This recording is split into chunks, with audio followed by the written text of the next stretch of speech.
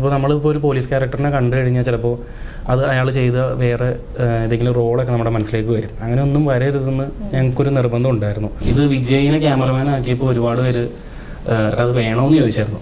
ഉയർന്നതായിട്ടല്ല, തമിഴാണ്. അപ്പോൾ എനിക്കൊന്നാമത് തമിഴ് നന്നായിട്ട് അറിയാവുന്നതുകൊണ്ട് ഇവരൊക്കെ കളിയൊക്കെ തന്നെ. അപ്പോൾ നമുക്ക് കമ്മ്യൂണിക്കേഷൻ ഗ്യാപ്പ് ഉണ്ടാവും എന്നുള്ളൊരു സംഭവം കാരണം വിജയ് പക്ഷെ അതൊരു പ്രശ്നമല്ലായിരുന്നു. വിജയ്ക്ക് മലയാളം നന്നായിട്ട് അറിയായിരുന്നു. അത് ഒന്നാമത്തെ കാര്യം. മലയാളം സംസാരിക്കാനല്ല, നമ്മൾ പറയുന്നത് വിജയ്ക്ക് മനസ്സിലാവും. പിന്നെ ഈ മംഗ്ലീഷ് കൊടുത്ത സ്ക്രിപ്റ്റ് ഫുള്ള് അരച്ച് കലക്കി കുടിച്ചിട്ടാണ് പുള്ളി സെറ്റിൽ വരാം. പ്രീ പ്രൊഡക്ഷൻ നടക്കുന്ന ഫ്ലാറ്റിൽ വന്നപ്പോൾ മഹേഷേണ്ണ എന്നെ കണ്ട വഴി കേരള ക്രൈം ഫയൽസിൽ അഭിനയിച്ചിട്ടുണ്ടല്ലേ എന്ന് ചോദിച്ചു. അപ്പൊ ഞാൻ കണ്ടോടാ, ആൾക്കാരൊക്കെ മനസ്സിലാക്കി തുടങ്ങി പറയുമ്പോൾ ഞാനത് എഡിറ്റ് ചെയ്ത് കുറെ നേരം നിന്റെ മുഖം കണ്ടാൽ അങ്ങനെ പുള്ളി മുഖം പഠിച്ചു.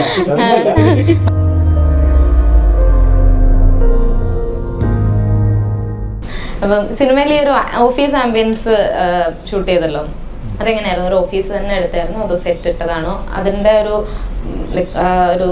സ്റ്റോറി ബോർഡും കാര്യങ്ങളൊക്കെ ഉണ്ടായിരുന്നു, അതെങ്ങനെയായിരുന്നു ആ ഒരു പ്രോസസ്സ്? കൊറോണ ടൈമിലാണ് ഈ സ്റ്റോറി ഞങ്ങൾക്ക് കിട്ടുന്നത്. അപ്പോൾ ഒരുപാട് ഓഫീസ് വേക്കൻ്റ് ആയിരുന്നു. പക്ഷേ ഞങ്ങളുടെ ഈ സ്റ്റോറി സ്ക്രിപ്റ്റ് ഡിമാൻഡ് ചെയ്യുന്നൊരു ഓഫീസ് സ്ട്രക്ചർ കിട്ടാൻ കുറച്ച് പാടായിരുന്നു. അപ്പോൾ എന്നാലും ഞങ്ങൾ 1-2 ഓഫീസൊക്കെ തേടി പിടിച്ച് കണ്ടു. പക്ഷേ അത് ആ ടൈമിലേക്ക് ചില ഓഫീസൊക്കെ ഓക്യുപ്പൈഡ് ആയി. അങ്ങനെ വന്നപ്പം ഒരു പുതിയ ഓഫീസ് എന്തായാലും ചെയ്തെടുക്കുന്നത് തന്നെയാണ് ഏറ്റവും ബഡ്ജറ്റ് വൈസും നമുക്ക് കൺവീനിയൻറ്റും അത് തന്നെയാണെന്ന് തോന്നി. അങ്ങനെ ഞങ്ങൾ ഫുള്ള് ചെയ്തെടുക്കുമായിരുന്നു ഓഫീസ്. ഞങ്ങളൊരു ചെറിയ 3D പരിപാടികളൊക്കെ ചെയ്ത്, ഞാനൊരു അനിമേഷനായിരുന്നു എൻ്റെ ജോലി. അതൊക്കെ മാക്സിമം എന്ത് യൂസ് ചെയ്യാൻ പറ്റും അങ്ങനെയൊക്കെ ചെയ്തിട്ടുണ്ട്. അപ്പം അങ്ങനെ ഒരു ഒരു സംഭവമൊക്കെ ചെയ്ത് ഒരു ഓഫീസിൻ്റെ സ്ട്രക്ചർ ഉണ്ടാക്കി അത് ഞങ്ങൾ ആർട്ട് ഡയറക്ടർ അനിമേഷേട്ടന് കൊടുത്തു. പുള്ളി അതിന് വൃത്തിയായിട്ട് ചെയ്തു തന്നു. ഞങ്ങളുടെ ഈ ആർട്ട് ഡയറക്ടേഴ്സ് പറഞ്ഞ പോലെ രണ്ടുപേരും നല്ല തലതൊട്ടപ്പന്മാരായിരുന്നു. ഒന്ന് നിമേഷേട്ടൻ കൊത്ത മൂവിയൊക്കെ ചെയ്ത്, നിമേഷേട്ടൻ്റെ അസോസിയേറ്റ് ആയിട്ട് അന്നുണ്ടായിരുന്നത് നമുക്കിപ്പോൾ ഗുരുവായൂരമ്പല നടയിലൊക്കെ ചെയ്ത സുനിലേട്ടൻ. രണ്ടുപേരും ഞങ്ങളുടെ സെറ്റിൽ ഉണ്ടായിരുന്നു. സുനിലേട്ടൻ്റെ പ്രസൻസ് ആയിരുന്നു കൂടുതലും സെറ്റിലുണ്ടായിരുന്നു. അങ്ങനെ ആ ടൈമിൽ നിമേഷേട്ടൻ വേറൊരു വർക്കിൽ തിരക്കിലായിരുന്നു. അപ്പോൾ അതുകൊണ്ട് സെറ്റ് വർക്കും ഒക്കെ ഞങ്ങൾ ഉദ്ദേശിച്ച പോലെ തന്നെ അവർ അടിപൊളിയാക്കി തന്നു.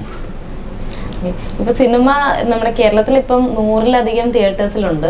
ഇതല്ലാതെ പുറത്ത് വേറെ കൺട്രീസിലുണ്ട്. അപ്പം പുറത്തു നിന്നുള്ള റെസ്പോൺസസ് ഒക്കെ എങ്ങനെയുണ്ട്? പുറത്തുനിന്ന് നമ്മുടെ ഫ്രണ്ട്സ് ഒരുപാട് പേര് പുറത്തുണ്ട്. ഞങ്ങൾ അന്ന് ഗൾഫിൽ പോയതിന്റെ കൂട്ടത്തിൽ ചാടിപ്പോയ ഒരുപാട് പേര് തിരിച്ചു വന്നിട്ടില്ല. ഇപ്പോഴും അവിടെ തന്നെ പെട്ട് അവര് UK US ആയിട്ട് ഇങ്ങനെ പോയി. അതില് ഇപ്പം ചിലവര് കാനഡയിലൊക്കെ പോയി കണ്ടു.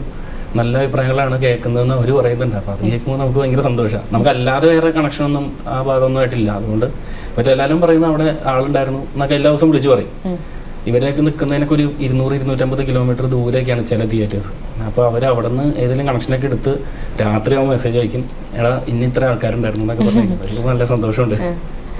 ഇതിലെ ആക്ടേഴ്സ് ഇപ്പം പുതുമുഖ താരങ്ങൾ ഒരുപാട് ഉണ്ടായിരുന്നു എന്ന് പറഞ്ഞു. അപ്പം ഒരു സംവിധായകന് കുറെ ഡെബ്യൂ ഡയറക്ടേഴ്സ് പറഞ്ഞിട്ടുള്ളതാണ്, അവരുടെ സിനിമയിൽ പുതുമുഖ താരങ്ങളെ കൊണ്ടുവരുന്നു, അവർക്ക് വേറെ ഈ സിനിമയിൽ നിന്ന് വേറെ സിനിമയിലോട്ടുള്ള കണക്ഷൻസ് കിട്ടുന്നു. അത് പേഴ്സണലി നമുക്ക് സന്തോഷം ഉണ്ടാകുന്ന ഒരു കാര്യമാണ്. അപ്പം ഇവർക്ക് അങ്ങനത്തെ വേറെ ഈ സിനിമയിലൂടെ ഇത് കണ്ടിട്ട് വേറെ റോള് കിട്ടിയോ, ചാൻസസ് കിട്ടുമോ, കോൾസ് വരുമോ, അങ്ങനെ എന്തെങ്കിലുമൊക്കെ അവർ പറയുന്നുണ്ടായിരുന്നു?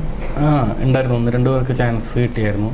ഇപ്പോൾ ഇതിനകത്ത് അവനൊരു ശീതളിന് ഒരു തമിഴ് മൂവിയിലേക്ക് ഒരു ചാൻസ് കിട്ടിയായിരുന്നു. ഒരു മലയാളം മൂവീസിൽ പേര് മറന്നു, തെക്ക് വടക്കിൽ ചാൻസ് കിട്ടിയായിരുന്നു. അങ്ങനെ ചില ആളുകൾക്ക് ഇത് വന്നു തുടങ്ങുന്നുണ്ട്. വരുമ്പോൾ നമുക്ക് നല്ല സന്തോഷമല്ലേ.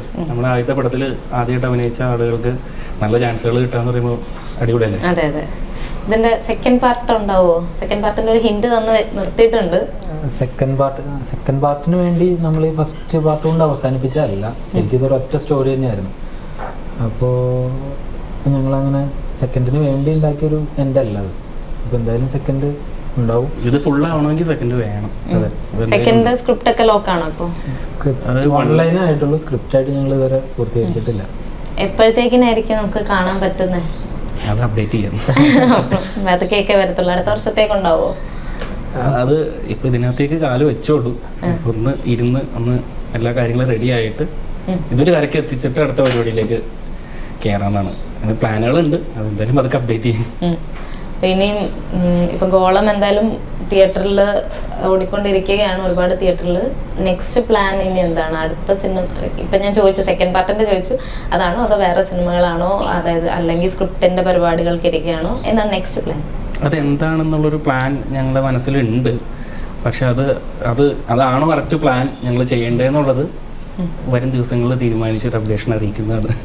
എല്ലാം അപ്ഡേറ്റ് ചെയ്യുന്നത് അല്ല, പ്ലാൻ ഉണ്ട്. ആ പ്ലാൻ ശരിയാണോ എന്നൊന്ന് നോക്കാനുണ്ട്, അത്രേ ഉള്ളൂ. ഓക്കെ.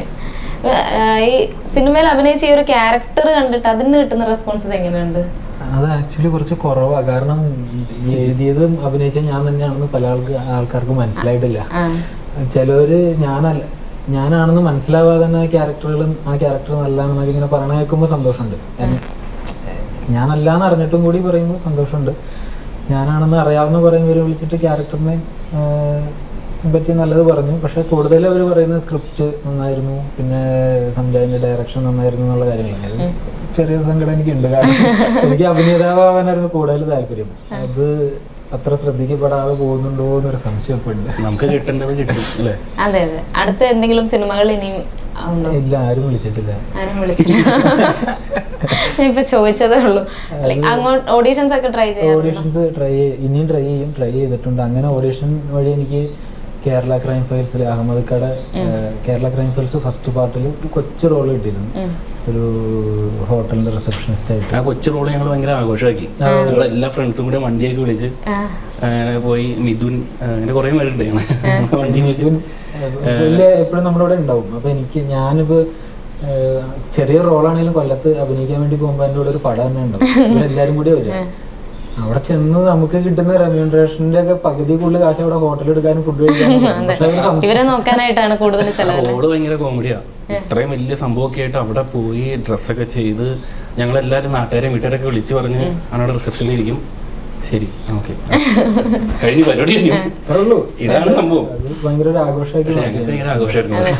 സെക്കൻഡ് പാർട്ടിൽ ഇനി ചോദിക്കാനും പറ്റില്ല. ഫസ്റ്റില് ഇത് കയറി അഭിനയിച്ചില്ലേ, അതിപ്പോ അഹമ്മദൊക്കെയായിട്ട് പരിചയമൊക്കെ ആയിരുന്നു. പക്ഷെ ചോദിക്കാൻ പറ്റില്ല. അത് അയാള് തന്നെ ഇവിടെ വന്നൊന്നും അറിയില്ല, കൊമ്പടി പോലെ പോലെ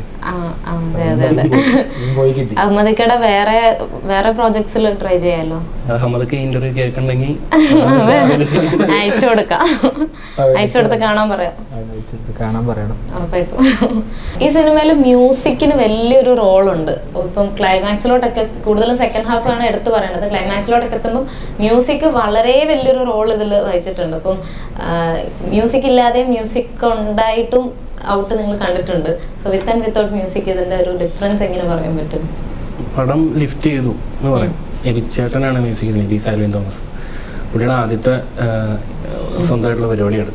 പുള്ളി ഒരുപാട് വലിയ മ്യൂസിക് ഡയറക്ടേഴ്സിൻ്റെ ബാക്കെൻഡായിട്ട് വർക്ക് ചെയ്തിട്ടുണ്ട്. അപ്പോൾ അത് കഴിഞ്ഞിട്ട് പിന്നെ പുള്ളിക്ക് ഇപ്പോഴാണ് ഒരു അവസരം കിട്ടിയത്. നേരത്തെ പുള്ളി ഒരു മ്യൂസിക് ഡയറക്ടർ ആവേണ്ടിയായിരുന്നു. അപ്പോൾ എബിച്ചേട്ടൻ ഇപ്പം ഇത് ചെയ്തത് ശരിക്കും പുള്ളിയുടെ ഫുൾ എഫേർട്ട് ഇട്ടിട്ടാണ് ചെയ്തിരിക്കുന്നത്. കാരണം ഇതിനകത്ത് ഒരുപാട് പേര് പുതുമുഖങ്ങളാണ്. അതേപോലെ തന്നെ ഇതിൻ്റെ ടെക്നീഷ്യന്മാരിൽ കുറച്ച് പേര് പുതുമുഖങ്ങളാണ്. അതുകൊണ്ട് തന്നെ, അല്ലെങ്കിൽ പിന്നെ രണ്ടാമത്തെ ഫിലിമോ അങ്ങനെ എന്തെങ്കിലുമൊക്കെ ആയിരിക്കും. അതുകൊണ്ട് തന്നെ എബിച്ചേട്ടൻ്റെ ഫുൾ ഒരു എഫേർട്ട് ഇതിനകത്ത് നിങ്ങൾക്ക് കാണാൻ പറ്റും. പിന്നെ എബിച്ചേട്ടനായിട്ട് അത്യാവശ്യം ഇതിനകത്ത് എല്ലാ ടെക്നീഷ്യന്മാരുമായിട്ട് അത്യാവശ്യം ഞങ്ങൾ കമ്പനി ആവാൻ പറ്റി. എന്ന് വെച്ച് കഴിഞ്ഞാൽ ഇവർ ഇതേപോലെ തന്നെ ഭയങ്കര ജെന്യൂനായിരുന്നു. അപ്പോൾ എബിച്ചേട്ടൻ എന്തെങ്കിലും ചെയ്തു കഴിഞ്ഞാൽ നമുക്ക് അത് തുറന്ന് പറയാം. എബിച്ചേട്ടൻ്റെ അടുത്ത് ഇത് വേണ്ട, അത് ചെയ്യാം എന്നൊക്കെ എത്ര പറഞ്ഞാലും എബിച്ചേട്ടൻ അത് മാറ്റി ചെയ്തു തരും. അല്ലെങ്കിൽ എബിച്ചേട്ടൻ്റെ ഒരുപാട് ഐഡിയാസ് ഇതിനകത്ത് ഇൻപുട്ട് ചെയ്തിട്ടുണ്ട്. പുള്ളി ഒരു ഓർക്കസ്ട്രേഷൻ്റെ ഒരു മെയിൻ ആളാണ് പുള്ളി. അപ്പോൾ അതൊക്കെയാണ് എബിച്ചേട്ടനിലേക്ക് എത്താനും ഉള്ള കാരണം.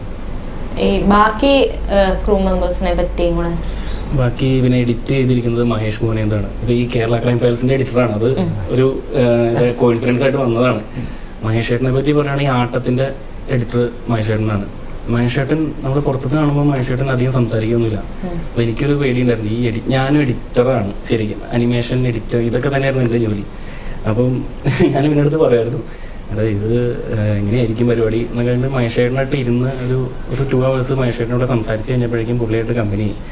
അപ്പോൾ ആള് പുറമെ കാണുന്ന ഒരു മിണ്ടായികയൊക്കെ ഉള്ളൂ. പിന്നെ എന്തെങ്കിലും ചെയ്ത് കഴിഞ്ഞാൽ അത് അലമ്പാണെന്ന് തുറന്ന് പറയാം. പുള്ളി എൻ്റെ അടുത്ത് പറയാം, ഇതിങ്ങനെ ചെയ്യേണ്ട, ഭയങ്കര അലമ്പാന്ന് പറയും. അപ്പൊ അങ്ങനെ ഒരു ഈഗോ ഉണ്ടായിരുന്നില്ല എൻ്റെ ഇടയിൽ. അതുകൊണ്ട് തന്നെ എഡിറ്റിംഗ് പ്രോസസ്സ് ഭയങ്കര സുഖമായിട്ട് വർക്കായി പോയി. ഈ മഹേഷാണ് കേരള ക്രൈം ഫയൽസ് എഡിറ്റ് ചെയ്തതെന്ന് എനിക്കറിയില്ലായിരുന്നു. അപ്പൊ ഞങ്ങള് പ്രീ പ്രൊഡക്ഷൻ നടക്കുന്ന ഫ്ലാറ്റിൽ വന്നപ്പോൾ മഹേഷാണ് എന്നെ കണ്ട വഴി കേരള ക്രൈം ഫയൽസിൽ അഭിനയിച്ചിട്ടുണ്ടല്ലേ എന്ന് ചോദിച്ചു. അപ്പൊ ഞാൻ കണ്ടോടാ, റെക്കഗ്നൈസ് ചെയ്യുന്നുണ്ടെന്ന് ആൾക്കാരൊക്കെ മനസ്സിലാക്കി തുടങ്ങി എന്ന് പറഞ്ഞു. ഞാനത് എഡിറ്റ് ചെയ്ത് കുറെ നേരം നിന്റെ മുഖം കണ്ടാന്ന് മനസ്സിൽ പതിഞ്ഞാ മുഖം.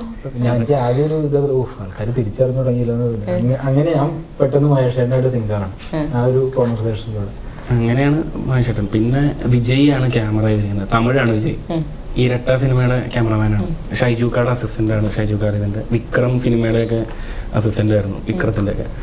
അപ്പോൾ വിജയ് ഇതുപോലെ ഭയങ്കര പാഷനേറ്റാണ്. വിജയ്ക്ക് ആകെ 2 പരിപാടിയുള്ളൂ സെറ്റിൽ വന്നു കഴിഞ്ഞാൽ: ഫുഡ് കഴിക്കുക, വർക്ക് ചെയ്യുക. വേറെ ഒന്നിലേക്കും ഉറക്കം കഴിഞ്ഞിട്ടാണ് സെറ്റിൽ തന്നെ. അപ്പോൾ അങ്ങനെ പുള്ളിക്ക് വേറെ ഒരു പരിപാടിയില്ല. മൊബൈലൊക്കെ സൈലന്റ് ആക്കി വെച്ച് വേറെ ഒന്നിലേക്കും പുള്ളിയുടെ കോൺസെൻട്രേഷൻ ഒന്നും പോകില്ല. പിന്നെ എന്താണോ നമുക്ക് ചെയ്യേണ്ടത് അത് തലേദിവസം ഞങ്ങൾ പ്ലാൻ ചെയ്യും. സ്റ്റോറി ബോർഡ് ഉണ്ടാവും, അതിൻ്റെ ബ്ലോക്ക് ചെയ്തിട്ടുണ്ടാവും കാര്യങ്ങളെല്ലാം. അപ്പോൾ ഇത് കറക്റ്റായിട്ട് വിജയനെ പറഞ്ഞ് മനസ്സിലാക്കണം. അത് എൻ്റെ ദൗത്യമാണ്. ഞാനത് പറഞ്ഞ് മനസ്സിലാക്കണം, എന്നാലേ വിജയ് ഷൂട്ട് ചെയ്യുള്ളൂ. അല്ലാതെ ഒരു ക്ലാരിറ്റി ഇല്ലാതെ പുള്ളി ഒന്നും ചെയ്യില്ല. അപ്പോൾ എതുക്ക് ബ്രോ ഇത് അങ്ങനെ അപ്പം നമുക്ക് ദേഷ്യം വരും ചിലപ്പോൾ. പക്ഷെ അപ്പൊ തന്നെ മനസ്സിലാവും വിജയ് ഇതിനോടുള്ള ഒരു പാഷൻ കാരണമാണ് ഇത് ചോദിക്കണേ. അപ്പോൾ സ്ക്രിപ്റ്റ് ഫുള്ള് മംഗ്ലീഷിൽ ടൈപ്പ് ചെയ്ത് കൊടുക്കുമായിരുന്നു. ഇത് വിജയിനെ ക്യാമറമാൻ ആക്കിയപ്പോൾ ഒരുപാട് പേര് അത് വേണമെന്ന് ചോദിച്ചായിരുന്നു. ഉയർന്നതായിട്ടല്ല, തമിഴാണ്. അപ്പോൾ എനിക്കൊന്നാമത് തമിഴ് നന്നായിട്ട് അറിയാവുന്നതുകൊണ്ട് ഇവരൊക്കെ കളിയാക്കുക തന്നെ. അപ്പോൾ നമ്മൾ കമ്മ്യൂണിക്കേഷൻ ഗ്യാപ്പ് ഉണ്ടാവും എന്നുള്ളൊരു സംഭവം കാരണം വിജയ് പക്ഷെ അതൊരു പ്രശ്നമല്ലായിരുന്നു. വിജയ്ക്ക് മലയാളം നന്നായിട്ട് അറിയായിരുന്നു. അത് ഒന്നാമത്തെ കാര്യം. മലയാളം സംസാരിക്കാനല്ല, നമ്മൾ പറയുന്നത് വിജയ്ക്ക് മനസ്സിലാവും. പിന്നെ ഈ മംഗ്ലീഷ് കൊടുത്ത സ്ക്രിപ്റ്റ് ഫുള്ള് അരച്ച് കലക്കി കൂട്ടിച്ചിട്ടാണ് പുള്ളി സെറ്റിൽ വരാം. അപ്പോൾ നമ്മളൊരു ഷോട്ട് പറഞ്ഞു കഴിഞ്ഞാൽ അത് എന്തിനാണെന്ന് ചോദിച്ചു കഴിഞ്ഞാൽ അത് പറഞ്ഞു കഴിഞ്ഞാൽ പുള്ളിക്ക് മനസ്സിലാവും. അപ്പം അങ്ങനെ ഭയങ്കര സപ്പോർട്ടായിരുന്നു വിജയുടെ ഭാഗത്തുനിന്ന്. പിന്നെ ഇതിൻ്റെ സൗണ്ട് ഡിസൈൻ ചെയ്തിരിക്കുന്ന വിഷ്ണു ഗോവിന്ദാണ്. വിഷ്ണു ഗോവിന്ദിനെ എല്ലാവർക്കും അറിയായിരിക്കും, അവാർഡ് വിന്നറാണ്.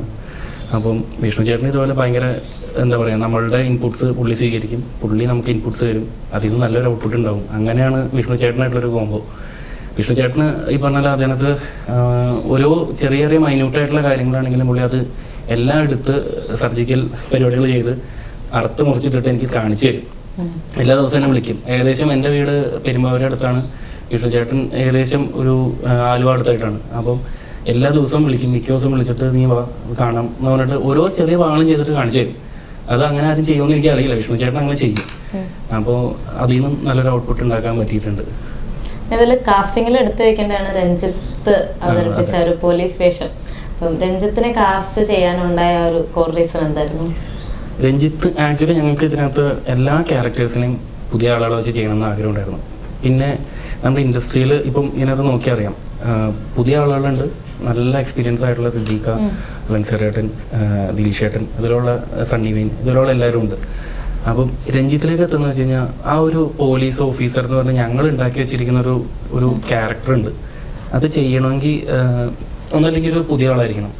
അതായത് നമുക്ക് അയാളിൽ നിന്ന് മനസ്സിലാക്കാൻ പറ്റരുത്. ഇപ്പോൾ നമ്മളിപ്പോൾ ഒരു പോലീസ് ക്യാരക്ടറിനെ കണ്ടു കഴിഞ്ഞാൽ ചിലപ്പോൾ അത് അയാൾ ചെയ്ത വേറെ ഏതെങ്കിലും റോളൊക്കെ നമ്മുടെ മനസ്സിലേക്ക് വരും. അങ്ങനെ ഒന്നും വരരുതെന്ന് ഞങ്ങൾക്കൊരു നിർബന്ധം ഉണ്ടായിരുന്നു. അത് എല്ലാ ക്യാരക്ടേഴ്സിനും ഉണ്ടായിരുന്നു. ഇപ്പം ബാക്കിയുള്ള ഇതല്ലാതെ പുതുമുഖങ്ങളും ഈ പോലീസ് ഓഫീസർ അങ്ങനെയുള്ള ക്യാരക്ടേഴ്സിനൊക്കെ വേറൊരു സംഭവം നമ്മുടെ മനസ്സിലേക്ക് വരരുത്.